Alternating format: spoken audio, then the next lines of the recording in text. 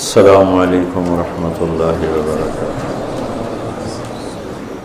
رمضان کا آخری عشرہ اللہ تعالیٰ نے لیلۃ القدر کو ان 5 راتوں میں چھپایا ہوا ہے۔ پہلے یہ تعیین کے ساتھ مقرر ہو کر آ رہی تھی۔ آپس کے جھگڑے ایسی نحوست ہیں کہ آپ خیمے سے باہر آئے، 2 صحابہ آپس میں ان کی کوئی تلخی ہوگی، ان کی آوازیں اونچی ہوں گی، جھگڑا بڑھ گیا تو آپ نے باہر تشریف لا کے فرمایا کہ میرے اللہ نے مجھے شب قدر بتا دی تھی کہ فلاں رات ہوا کرے گی، لیکن تم لوگوں کے جھگڑے کی وجہ سے اللہ تعالیٰ نے اس کو اٹھا لیا اور چھپا دیا، اور اب تم اسے طاق راتوں میں تلاش کرو، 21 میں، 23 میں، 25 میں، 27 میں، 29 میں اس کو تم تلاش کرو۔ آپس کا اختلاف صحابہ کا تھا، 2 صحابی آپس میں کس بات پہ الجھ گئے پتہ کوئی نہیں۔ بظاہر تو وہ ایک تعیین اور ایک مقرر عدد، مقرر رات اٹھ گئی، لیکن یہ بہت بڑی خیر ہوئی۔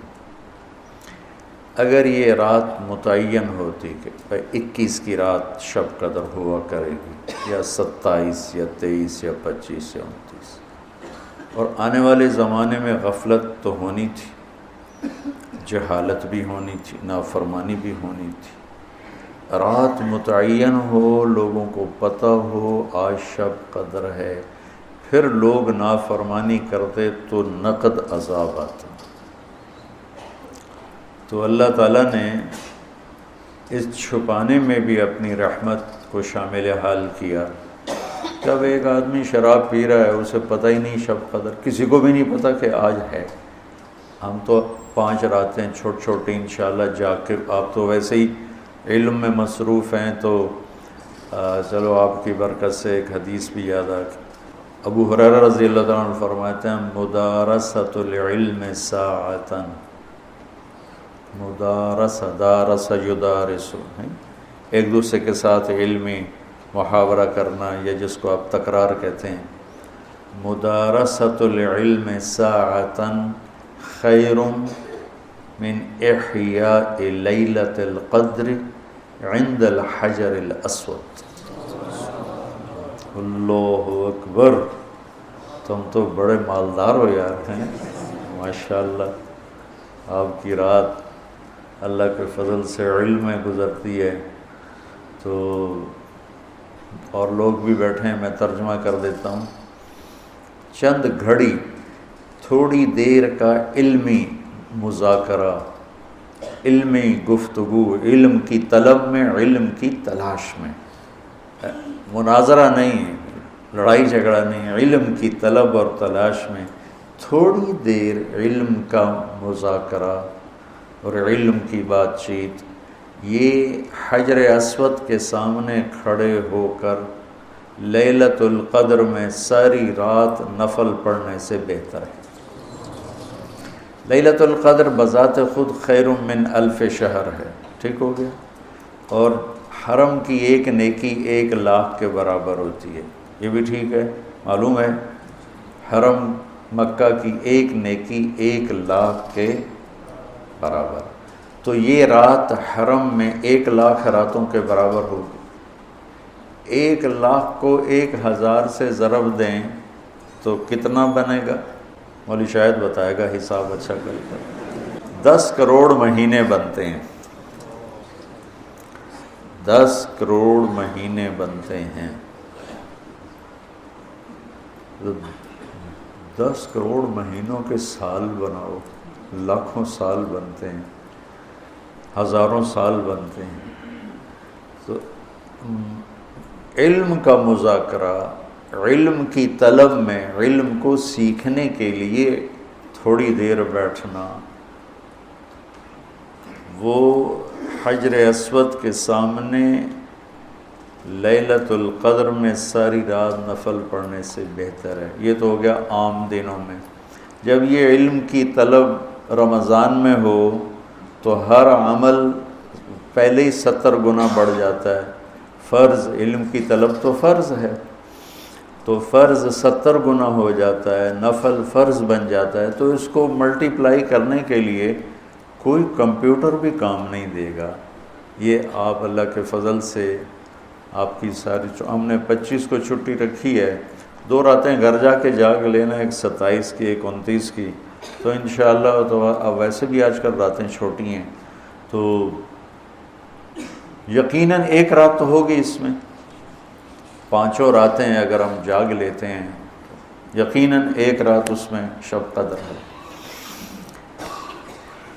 تو اللہ کے نبی شد المیزر ان آخری عشرے میں خوب محنت فرماتے، کمر کس لیتے، اور ساری زندگی اعتکاف بیٹھے۔ آپ نے کبھی اعتکاف نہیں چھوڑا، فتح مکہ پہ چھوٹا لیکن شوال میں آ کے بیٹھے، 1 مہینہ پورا اعتکاف کیا، پھر 20 دن کیا، پھر 10 دن، پھر 9 رمضان میرے نبی کو ملے، 9 رمضان۔ تو 1 میں اعتکاف چھوٹا اور باقی میں آپ نے مسلسل اعتکاف فرمایا۔ لیلۃ القدر کی صرف تلاش نہیں بلکہ اعتکاف اللہ کے در پر پڑ جانا ہوتا ہے۔ تو اعتکاف اللہ کے در پہ پڑ جانا ہے، اور اعتکاف والوں کو فضیلت ہے کہ وہ سوئے بھی ہوں تو ان کے لیے عبادت لکھی جاتی۔ باقی ہمارے جیسے لوگ تو نفل پڑھیں گے تو عبادت لکھی جائے گی، قرآن پڑھیں گے تو عبادت کا اجر لکھا جائے گا، اور اعتکاف والا سویا بھی ہو تو قلم اس کا چلتا رہتا ہے۔ اللہم لک الحمد کما انت اہلہ فصل علی محمد کما انت اہلہ وفعل بنا ما انت اہلہ انک اہل التقوی و اہل المغفرہ۔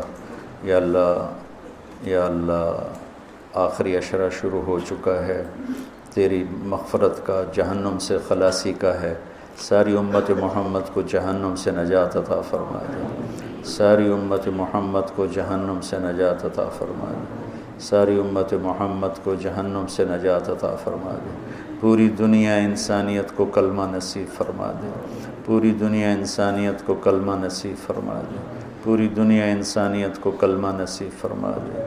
جو تیرے علم میں فرعون ہیں، شداد، حامان، قارون ہیں، ان کے وجود سے دھرتی کو پاک فرما دے، اور اسے امن کا، عزت کا، آبرو کا، شرم و حیا کا گہوارہ بنا دے۔ پورا عالم بے حیائی کی لپیٹ میں ہے، کفر کی لپیٹ میں ہے، میرے مولا اسے تو حیا کی چادر پہنا دے، ایمان کا نور عطا فرما دے۔ یا اللہ تیرے بندے جتنے اعتکاف میں بیٹھ چکے ہیں ان سب کے اعتکاف کو قبول فرما اور ذریعہ ہدایت فرما۔ حرمین میں جتنے تیرے بندے بندیاں اعتکاف میں بیٹھے ہیں ان کے اعتکاف بھی قبول فرما اور ذریعہ ہدایت فرما۔ یا اللہ تو ہماری یہ چھوٹی سی ایک کاوش، ایک حقیر سی کوشش، اسے بھی یا اللہ قبول فرما اور اسے ذریعہ ہدایت بنا۔ ایک قرآن سے ہمارے دلوں کو جوڑ دے، سیرت سے ہمارے دلوں کو جوڑ دے۔ یا اللہ اپنے محبوب کی مبارک زندگی ہمارے سامنے کھلی کی کتاب کی طرح کر دے، اور ہر عمل کو اپنے محبوب کے یا اللہ نور کی روشنی میں دیکھنے کی توفیق عطا فرما۔ پوری امت میں یا اللہ سیرت حاوی فرما، پوری امت میں یا اللہ اپنے محبوب والے اخلاق زندہ فرما، بد اخلاقی سے ہماری حفاظت فرما۔ میرے دیس کو چوری ڈاکے سے بچا، ظلم و ستم سے بچا، قتل و غارت سے بچا، جھوٹ فراڈ سے بچا، سود اور رشوت سے بچا، یا اللہ ملاوٹ اور کھوٹ سے بچا۔ یا اللہ میرے دیس سے تو بدکاری کے اڈے ختم فرما، شراب کے اڈے ختم فرما، جوئے کے اڈے ختم فرما۔ یا اللہ آنے والی حکومت نیک دل رحم دل لوگوں کی نصیب فرما۔ ہمیں یا اللہ ایسے لوگوں کے حوالے نہ فرما جو بددیانت ہوں، جو دھوکے باز ہوں، جو مفاد پرست ہوں۔ ہمیں ایسے لوگوں کے حوالے فرما جو ملک کے، قوم کے، عوام کے خیر خواہ ہوں، ان کے درد کو اپنا درد سمجھیں اور ہمارے غم کو اپنا غم سمجھیں، ہمارے دکھ کو اپنا دکھ سمجھیں۔ ہمیں ایسے نیک لوگ نصیب فرما۔ یا اللہ جہاں جہاں یہ میرے ساتھ لوگوں نے ہاتھ اٹھائے ہوئے ہیں تو سب کے حق میں ان کی دعائیں قبول فرما، ان کی حاجات کو پورا فرما، آمین۔